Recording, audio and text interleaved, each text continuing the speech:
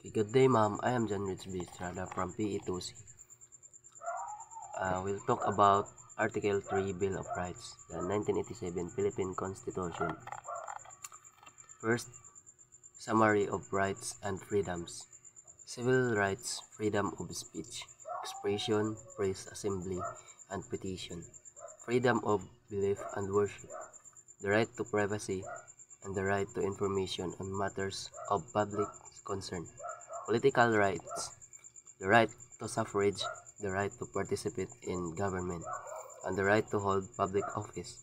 Social and economic rights, the rights to the right to life, liberty, and security of person, the right to a decent standard of living, the right to education, the right to health, and the right to social security. Due process rights, the right to be free from arbitrary arrest, detention, or exile, the right to be presumed innocent until proven guilty, the right to be informed of the nature and cause of accusation, the right to be heard by a competent court, and the right to be free from cruel, unusual, and degrading punishment. Relevance in public administration. We need to understand and follow the Bill of Rights. This is important because it protects the rights of everyone.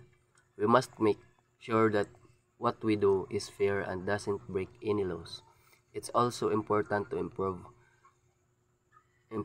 remember that the government has limits on what it can do.